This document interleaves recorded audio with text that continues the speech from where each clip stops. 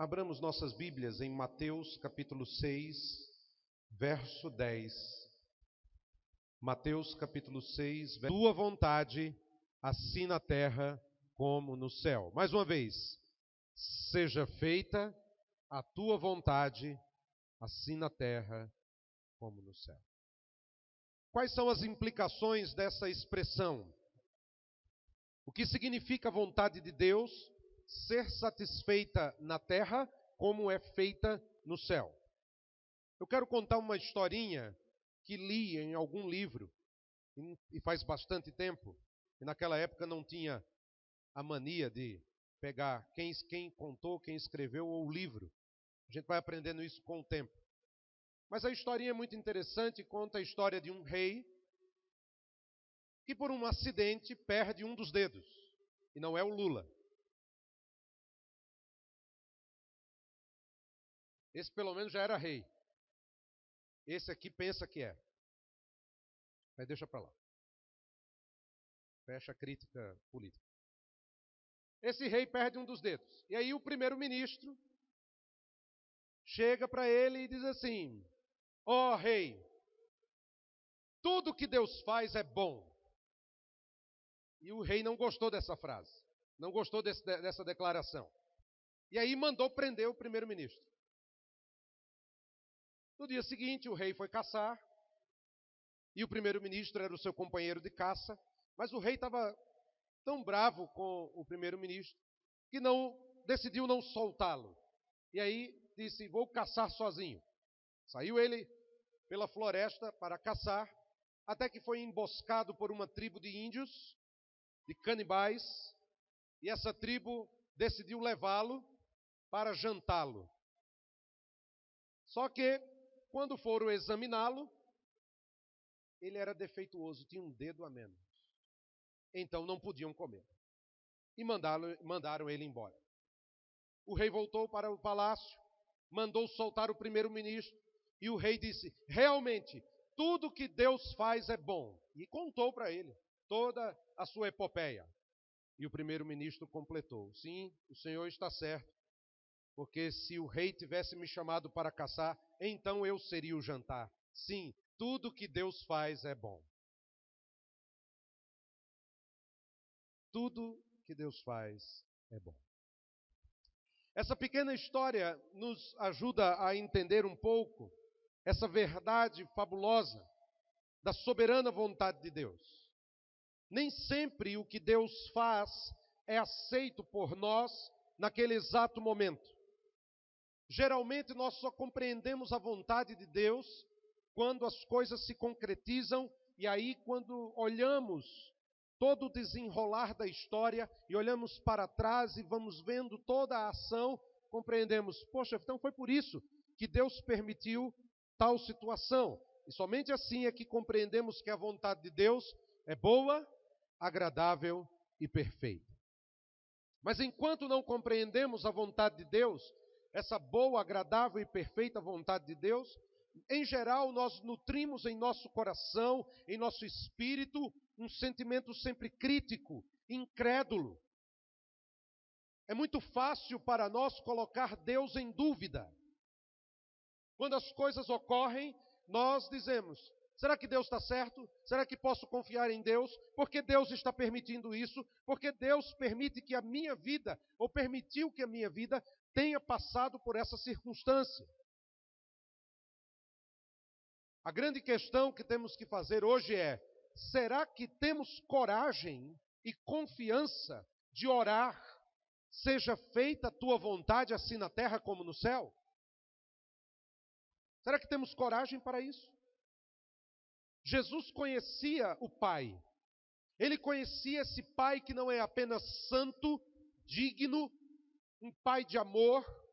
Ele também entende que esse Pai é um Senhor absoluto, é soberano sobre toda a terra, e que a sua vontade é plenamente exercida, não apenas na natureza, no cosmos, mas também na vida do homem. Ele queria que os seus discípulos, ao orarem, seja feita a tua vontade, tivessem o coração confiante na plena vontade de Deus, que é sempre boa, agradável e perfeita. Muitos de nós gostamos de orar pedindo ao Senhor que Ele revele a sua vontade. Mas na realidade, nós não estamos muito preocupados de que Deus revele sua vontade para nós. Na verdade, gostaríamos que a nossa vontade fosse satisfeita, que o nosso querer fosse satisfeito. Se nós pudéssemos, diríamos para Deus: Deus, faça assim, assim, assim, porque esta é a minha vontade. Entretanto, Deus é soberano e Ele faz conforme lhe agrada. E isso jamais podemos nos esquecer. A razão de termos cristãos rebeldes, cristãos que não admitem a vontade do Senhor como soberana, é que eles não passaram por aquilo que Hayden Wilson Tozer chamava de vitória mediante a derrota. Eu gosto muito desse texto de Tozer. Vitória mediante a derrota. Como é que eu posso ser vitorioso perdendo? Tozer diz o seguinte: as experiências dos homens que andaram com Deus na antiguidade concordam no ensino de que o Senhor não pode abençoar plenamente um homem enquanto não o tiver vencido. Isso aqui me faz tremer. O Senhor não pode abençoar plenamente o homem enquanto não o tiver vencido. Os cristãos hoje gostam e só querem saber do que Deus pode fazer por eles. Os cristãos querem hoje, na sua grande maioria, dizer o seguinte: Senhor, me darás um carro importado desta vez? Quanto irei ganhar, Senhor? Dá-me mais, dá-me mais. Os cristãos de hoje não querem saber da cruz, não querem saber do sofrimento, que pode ser um excelente exercício para a fé, porque por meio do sofrimento, da luta, da dificuldade, Deus molda nosso caráter, Deus molda nossa fé. Tantas advertências da palavra de Deus para uma vida sóbria, justa e piedosa, como diz Tito 2, 11 e 12. Deus tem que vencer o nosso desejo, Deus tem que vencer a nossa rebeldia, Deus tem que vencer a nossa vontade de dominar. Somente assim, quando Deus nos derrotar, é que seremos vencedores. É como Jacó, Deus teve que tocar na coxa de Jacó, destroncá-lo, para que ele pudesse receber a bênção. Somente assim. E quando ele nos vence, quando a vontade soberana é satisfeita em nós, nós somos abençoados. Com isso, Jesus joga um balde de água fria naqueles que pensam em barganhar com Deus, naqueles que acham que Deus é uma marionete que pode ser levado para qualquer lugar conforme o desejo humano. A expressão de Jesus, assim na terra como no céu, é algo fabuloso, porque o céu é o exemplo perfeito, o céu é o padrão perfeito. No céu, todas as coisas caminham de acordo com a vontade soberana de Deus. Como disse John Stott, o que Jesus nos incita a orar é que a vida na terra se aproxime o mais possível da vida no céu. Dr. Martin Lloyd Jones, no seu fabuloso livro O Sermão do Monte, ele diz: o supremo desejo de todos no céu é fazer a vontade de Deus e assim louvá-lo e adorá-lo.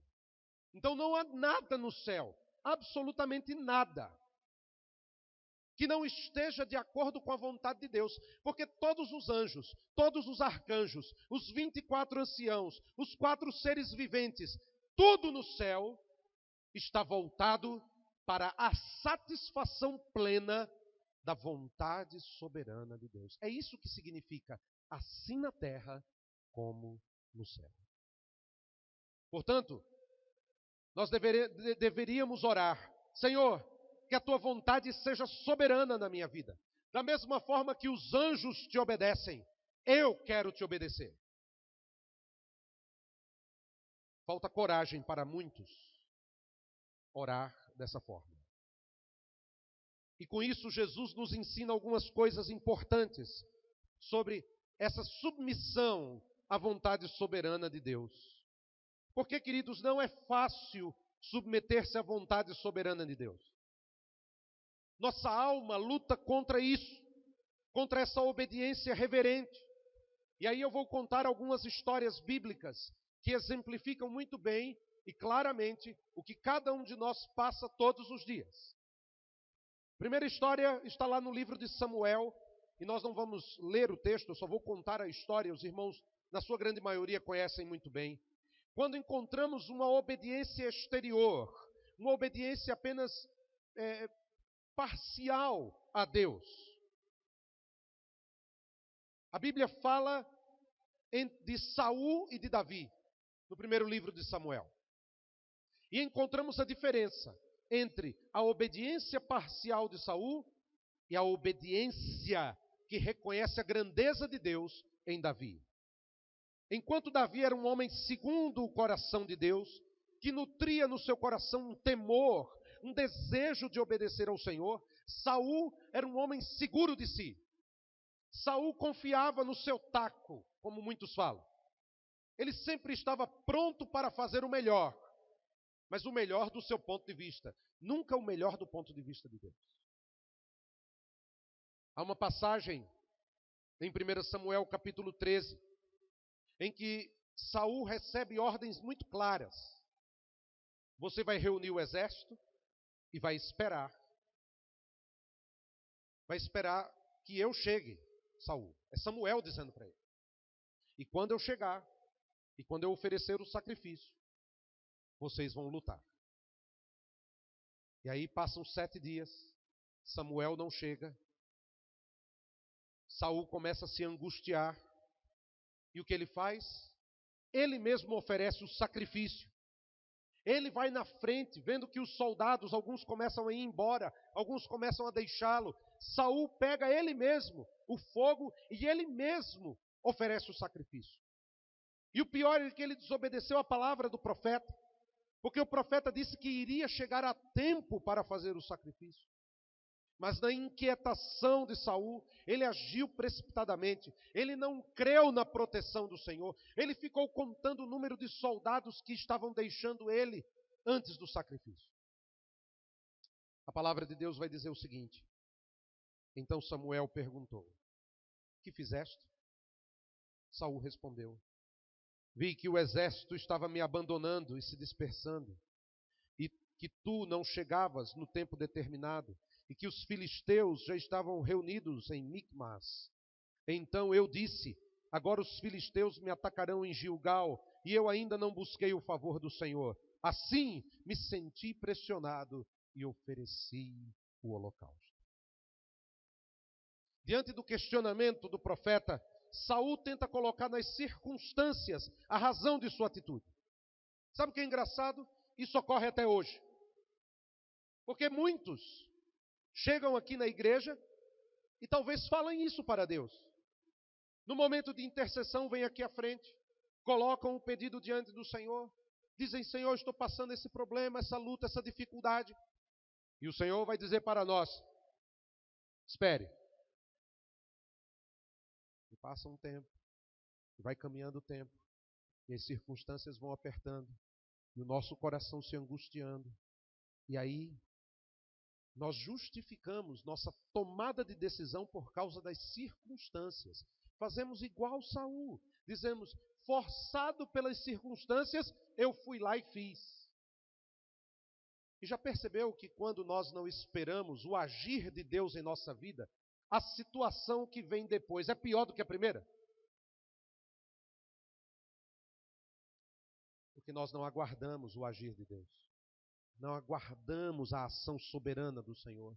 Não sabemos esperar. E muitos de nós chegamos a dizer isso para Deus: Senhor, as circunstâncias me pressionaram, eu fui lá e fiz.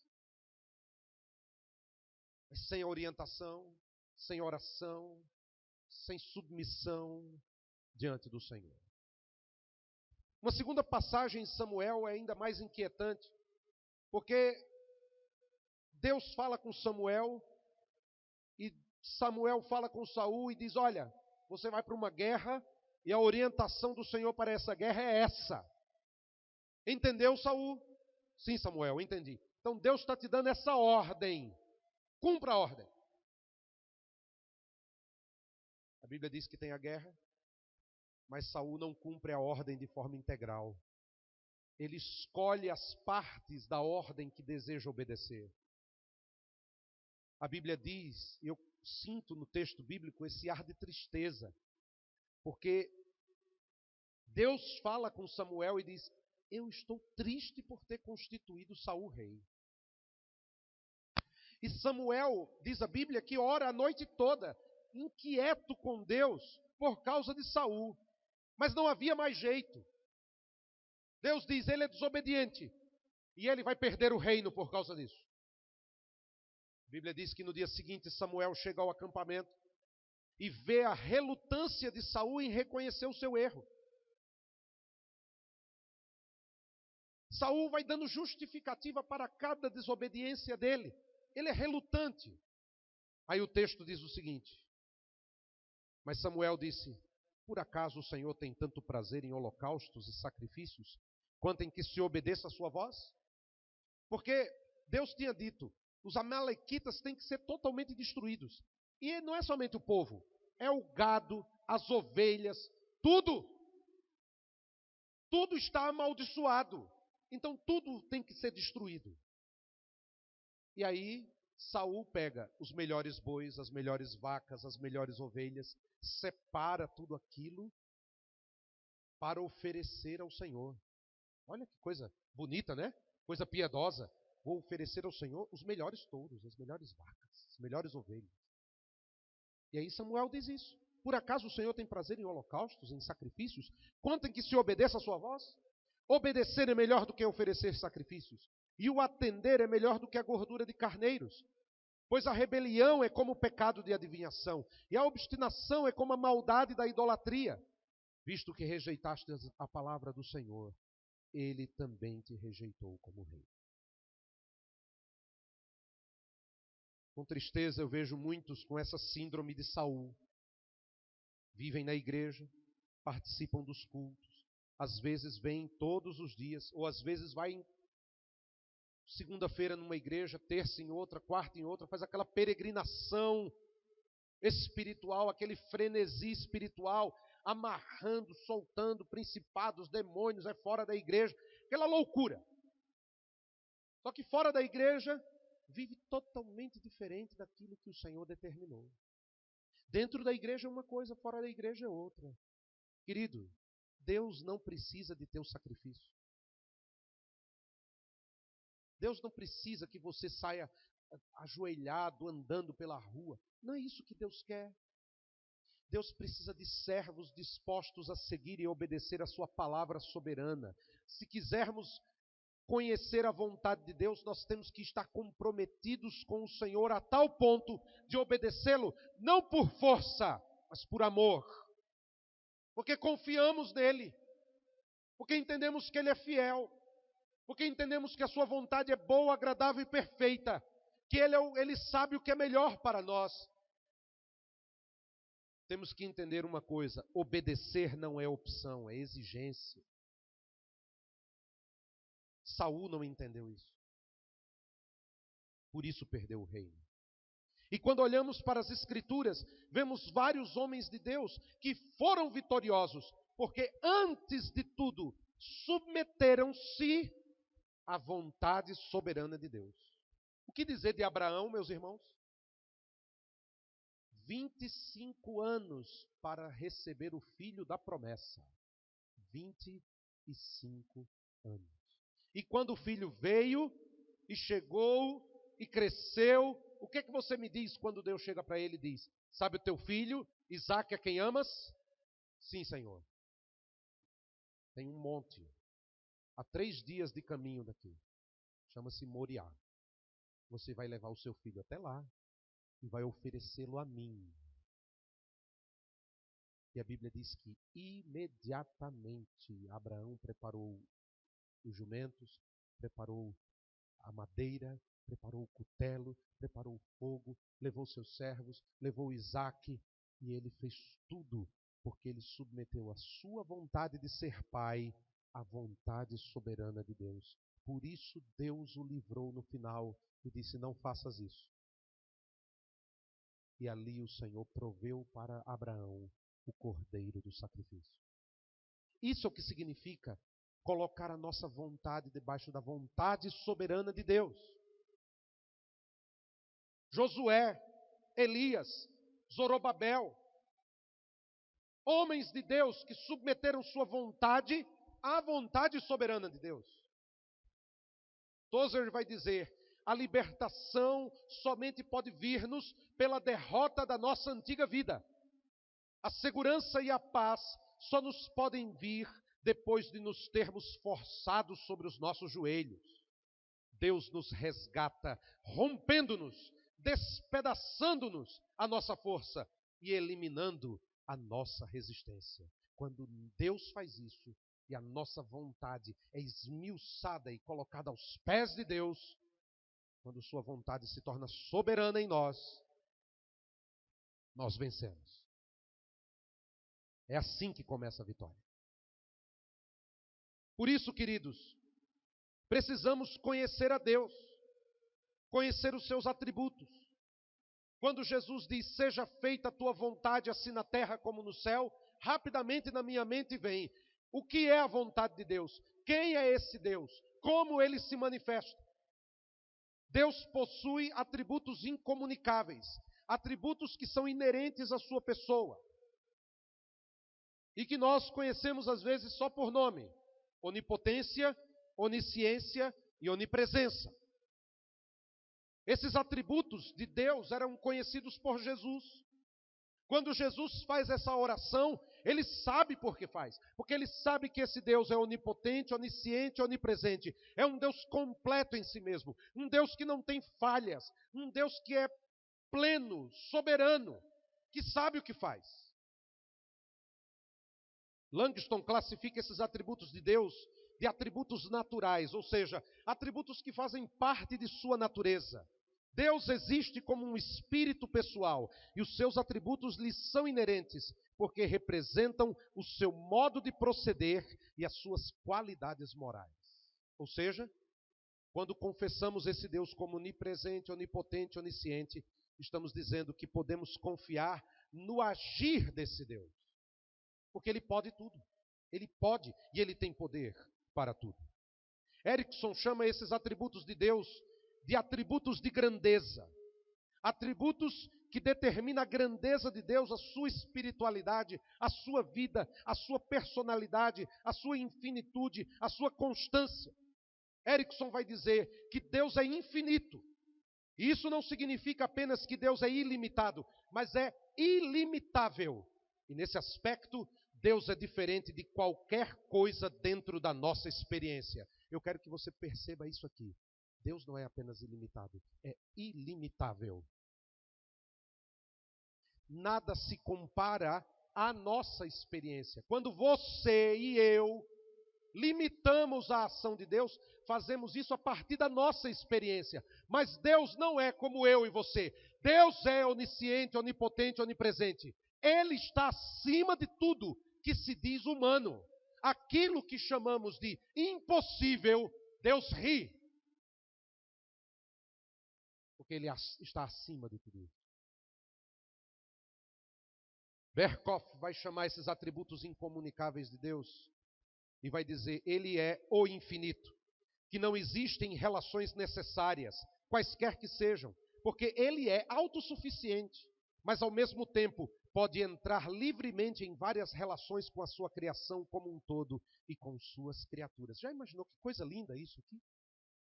Um Deus que é autossuficiente, mas que na hora do culto, quando você o adora e canta, Ele entra em relação com você. Ele fala com você. Ele age no meio de nós.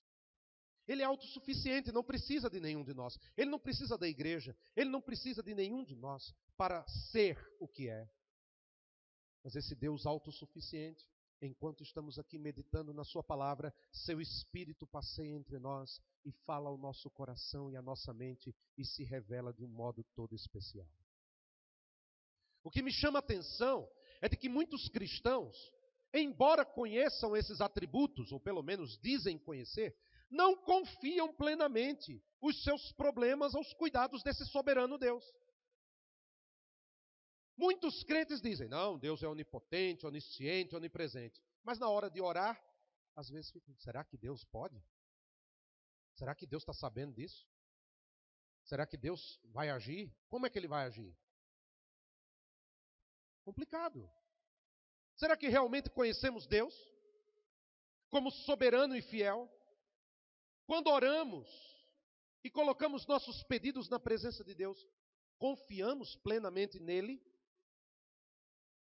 Muitos de nós conhecemos apenas teoricamente esses atributos de Deus. Vejamos. O que é onisciência? O que é onipresença? O que é onipotência? Vamos ver o que a Bíblia diz. Salmo 139, 1 a 4. Vou pedir que todas as mulheres, por favor, leiam a uma só voz esse salmo de Davi. Por favor, irmãs. Senhor,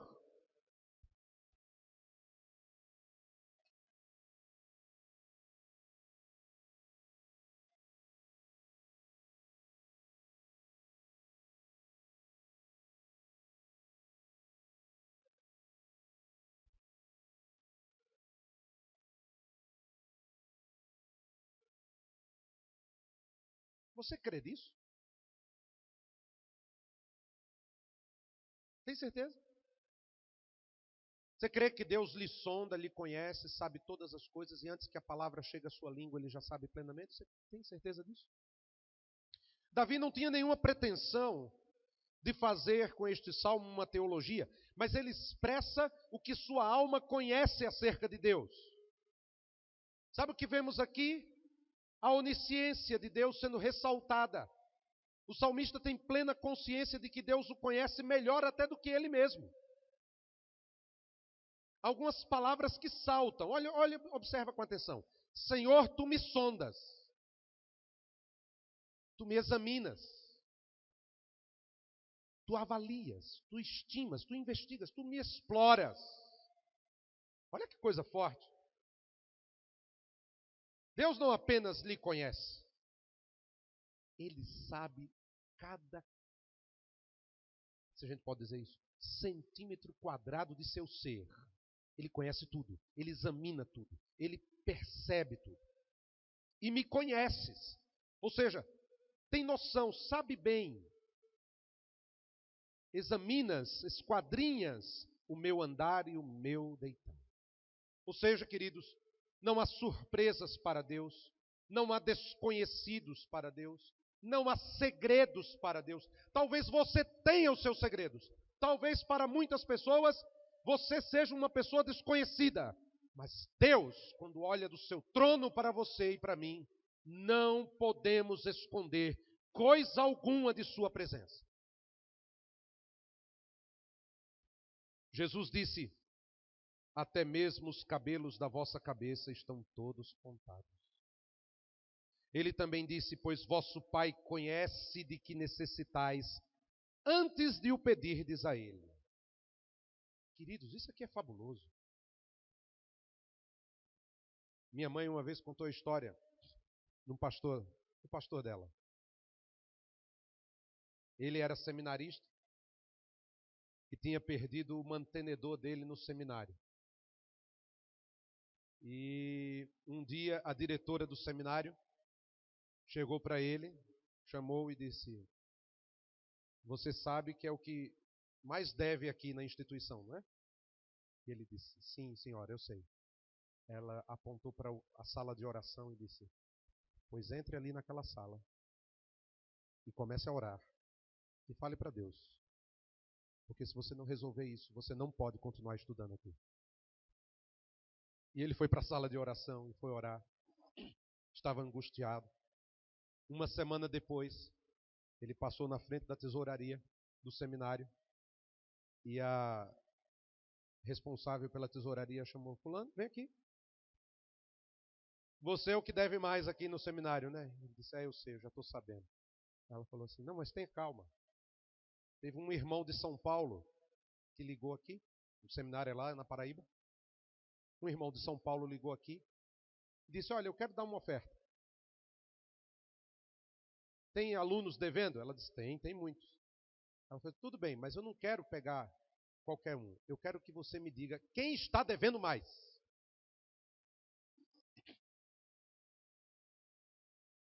Então, já pagaram sua dívida. Há segredos para Deus? Você acha mesmo que Deus não sabe que a gente está em crise? Você acha mesmo que Deus não pode escutar nossa oração num momento tão difícil como estamos vivendo? Não há segredos para Deus. A onisciência de Deus significa Ele sabe, Ele conhece tudo. Vale a pena confiar na sua vontade soberana. Vale a pena. E a onipresença de Deus? Vou pedir que os homens leiam, por favor, Jeremias, capítulo 23, versos 23 e 24. Todos os homens, aquela voz de trovão. Homens, por favor. Diz o Senhor.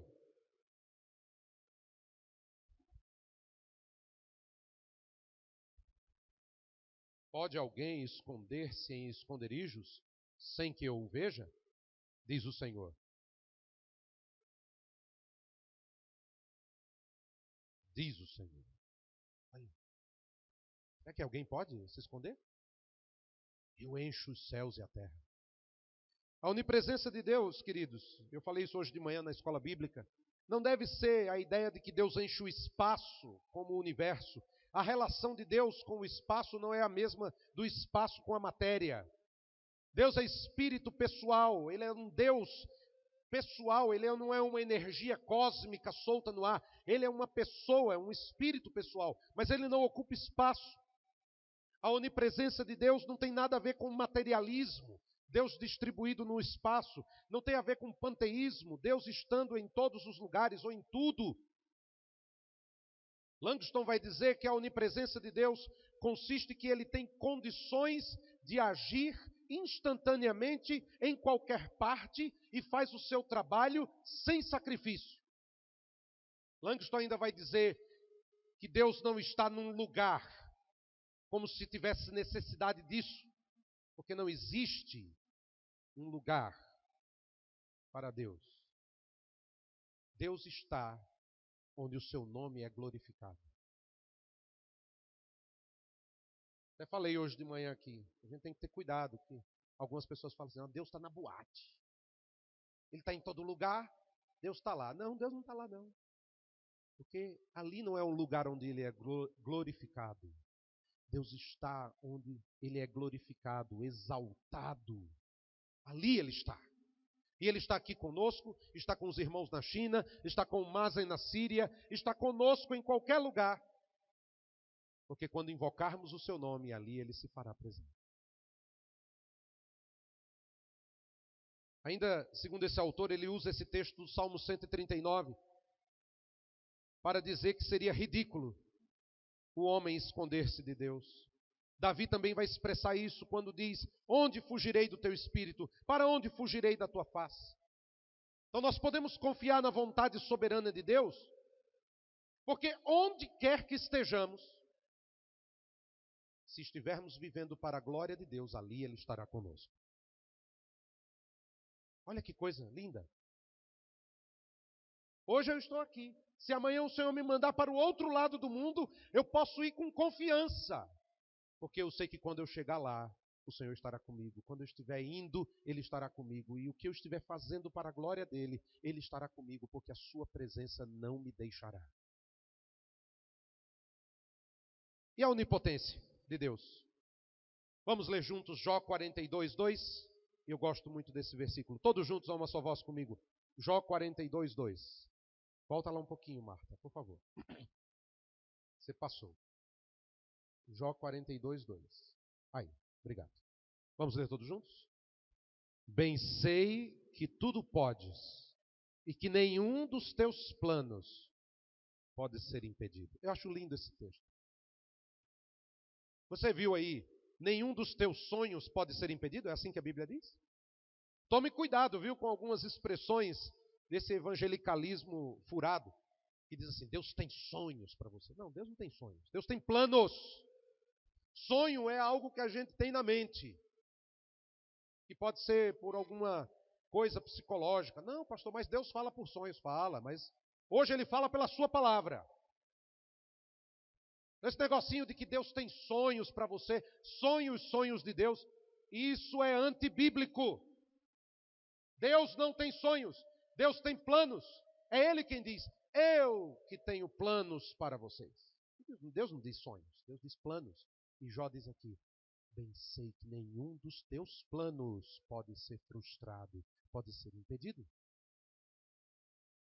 Tome cuidado com essas expressões que falam assim, o melhor de Deus está por vir na sua vida. O melhor de Deus já veio. É Jesus Cristo, nosso Senhor, que morreu na cruz do Calvário. Você não precisa do melhor de Deus. Você já tem o melhor de Deus, que é o Espírito de Deus habitando em você.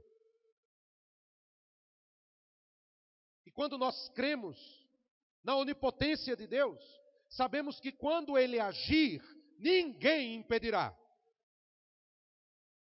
A onipotência de Deus é a ação do Senhor. É o poder exercido de forma a produzir aquilo que é bom e verdadeiro.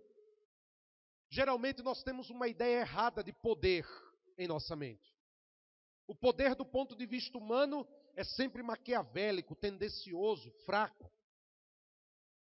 Langston vai dizer que Deus tem duas formas de onipotência. Uma moral, em que Deus é tão poderoso que não pode praticar o mal, não pode ser tentado, não pode mentir, não pode enganar, nem fugir do cumprimento de suas promessas. Olha que lindo isso. Deus tem um poder moral. Então Deus não faz o mal, Deus não pratica o mal, Deus não mente, Deus não volta atrás em suas promessas. Isso é poder. Mas Deus também tem um poder físico em relação ao universo, à criação, porque Ele é o sustentador e o criador e o governador de todas as coisas. Quando eu olho a história humana, eu vejo a mão poderosa de Deus agindo na história. E a história vai caminhar segundo o propósito soberano desse Deus soberano que sustenta o mundo e o universo. Queiram os homens ou não, Deus o fará. Millard Erickson vai dizer que Deus é capaz de fazer todas as coisas que sejam dignas de seu poder. E mais, ele vai dizer que o poder de Deus é livre. E vai dizer o seguinte, as decisões e as ações de Deus não são determinadas por nenhuma consideração de fatores externos a si próprio. São simplesmente uma questão de sua livre escolha. Então nós temos que entender que quando Deus age em nossa vida, não faz porque somos dignos ou merecedores de alguma coisa. Não faz porque nós o motivamos para isso. Às vezes eu tenho muita preocupação quando algumas pessoas vão orar e elas começam a dizer assim, não, vamos lá orar e vamos orar a noite toda aqui para tocar o coração de Deus, para mover o coração de Deus a fazer. Eu tenho muita preocupação com isso, porque não é a nossa oração que move o agir de Deus. Eu tenho preocupação porque muitos ficam frustrados, porque às vezes oram, jejuam, clamam, se colocam no chão, fazem um propósito, fazem desafios, e a coisa não acontece, e aí depois elas chegam para mim e falam, por que Deus não ouviu? Eu orei, eu jejuei. Na campanha dos 40 dias de jejum, eu falei, logo quando a gente pregou sobre jejum aqui na igreja, eu disse, não é porque você vai jejuar que as coisas vão mudar. Talvez depois de jejuar, as coisas vão permanecer do mesmo jeito. O jejum não é para mudar as coisas. O jejum é para mudar teu coração. A oração não é para mudar as coisas. Quando oramos, Deus muda a nós. Uma vez uma irmã chegou para mim e disse, pastor, o senhor diz assim, se for da tua vontade, não é da vontade de Deus que a pessoa seja curada? Eu disse, nem sempre. Se for da vontade de Deus, Deus vai curar. Mas se não for da vontade de Deus, não importa quantas horas dobremos os nossos joelhos aqui, a pessoa vai morrer e Deus vai dizer: fiz a minha vontade. Porque Ele é soberano. Ah, pastor, então por que oramos? Oramos porque necessitamos de Deus. Oramos porque precisamos dEle. Oramos porque somos falhos. Oramos porque somos limitados. Oramos porque somos dependentes. Oramos porque podemos dizer para Deus: Deus, eu não tenho controle sobre as situações, sobre as circunstâncias. Eu dependo de Ti. Tem misericórdia de mim, pecador. A oração não é para mudar Deus. A oração não é para tirar Deus do seu trono e dizer: faz assim, senão o Senhor vai ficar de castigo. Como muita gente faz. O Senhor é obrigado a fazer porque o Senhor prometeu, pois eu agora determino. Uma idiotice isso. Uma tolice, uma loucura. Quando nós oramos, sempre temos que ter em mente: Senhor, Tu és soberano. Não sei se o que estou pedindo está de acordo com Tua vontade. Se está de acordo com Tua vontade, Senhor, então aquieta meu coração. É melhor você orar assim. Senhor, se o que eu estou pedindo é da Tua vontade, aquieta meu coração. Mas se o que eu estou pedindo não é de acordo com Tua vontade, muda, Senhor. Muda, Senhor. A palavra de Deus diz em Gálatas 6:7: não vos enganeis, Deus não se deixa zombar. Portanto, tudo que o homem semear, isso também colherá. Temos que ter muito cuidado para não achar que podemos brincar com Deus, fazer de Deus achar que podemos fazer de Deus uma marionete. Temos que entender que quando oramos, a vontade soberana de Deus está ligada aos seus atributos, ao seu ser, ao seu caráter. E é por isso que eu oro com confiança, porque eu posso confiar nesse Deus que não falha. Seja feita a tua vontade, assim na terra como no céu. Essa é a oração de Jesus. E é isso que dá conflito, porque nós queremos que a nossa vontade seja soberana. E esquecemos que nós não somos nada. O que mais me deixa perplexo é que as pessoas ainda querem seguir falsas doutrinas. De ordenar, de reivindicar. Essa teologia, entre aspas, da prosperidade, que acha que Deus é o gênio da lâmpada. E não é o Senhor soberano. E aí Deus faz as coisas porque eu determino. Não é assim, queridos. Não é assim. Eu não sou nada. Temos que ter a consciência de João. É necessário que ele cresça e que eu diminua. Seja feita a tua vontade. Outro exemplo triste é daqueles que insistem na ideia de que Deus se limitou em favor da liberdade humana. E isso eu acho que é pior do que a teologia da prosperidade. Eu acho que é pior essa ideia. Porque olha a ideia que está sendo pregada já há alguns anos nos Estados Unidos e já tem pastores aqui pregando assim aqui no Brasil. Eles falam assim: Deus assumiu riscos quando criou por meio da providência o mundo e passou a governar o mundo. Ou seja, Deus assumiu o risco de que algo pudesse acontecer da maneira que Ele não planejou. Nessa perspectiva humana, chamada de teísmo aberto, eles dizem assim: o pecado de Adão e Eva foi algo estranho para Deus, ou seja, algo não planejado. E aí Deus teve que ajustar o seu projeto a este horrível e surpreendente problema. A pergunta que eu faço é: se Deus foi pego de surpresa com o pecado de Adão e Eva, como é que eu posso confiar nesse Deus? Como é que eu posso confiar nesse Deus?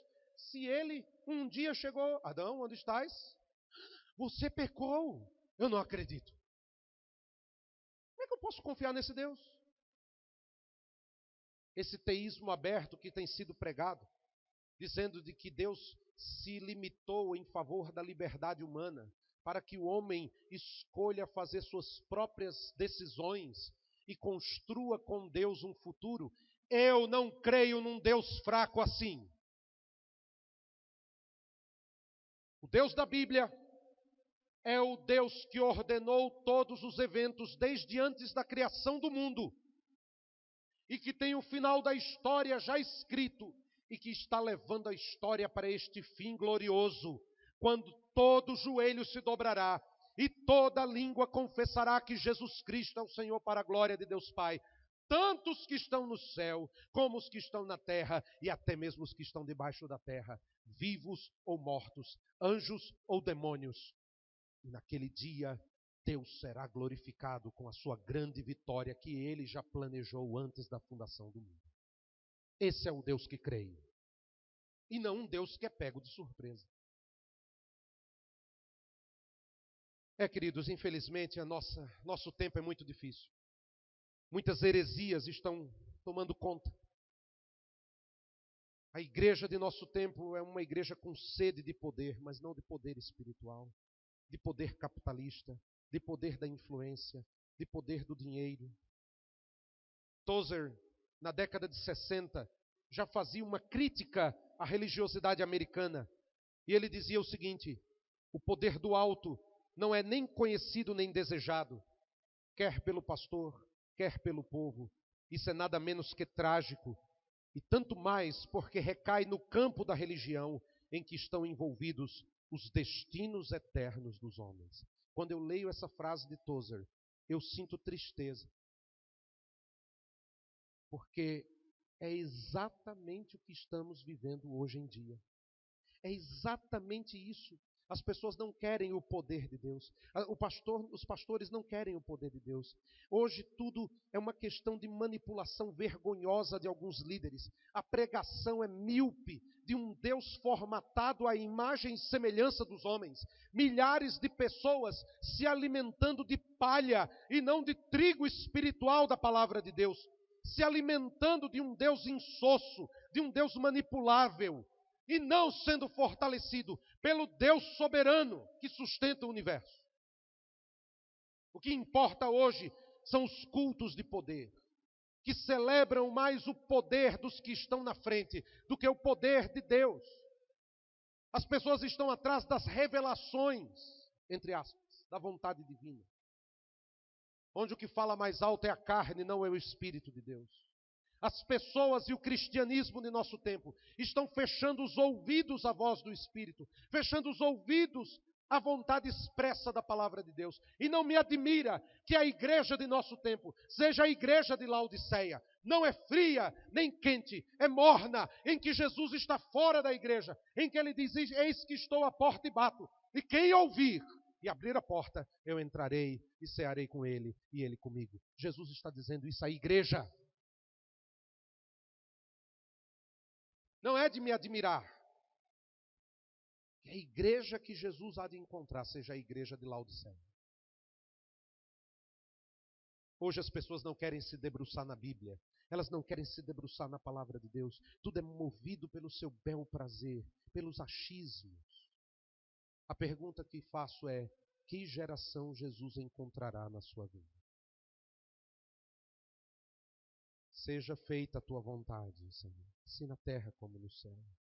Jesus desejava que a vontade do Pai fosse soberana na vida de seus discípulos.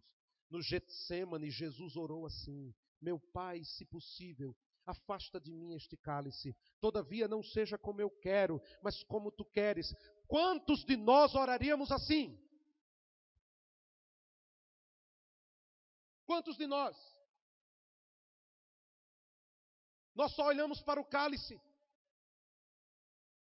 Nós só olhamos para o cálice amargo e reclamamos de Deus. E esquecemos de ver que as mãos que dão o cálice a beber, as mãos são boas. O cálice pode ser amargo, mas as mãos são boas. Confie naquele que lhe dá a beber o cálice. Mesmo que seja amargo, confie. Entregue-se plenamente. Não questione o que Deus está fazendo. Se for necessário, beba. Jesus bebeu o cálice. e confiou a sua vida até a morte.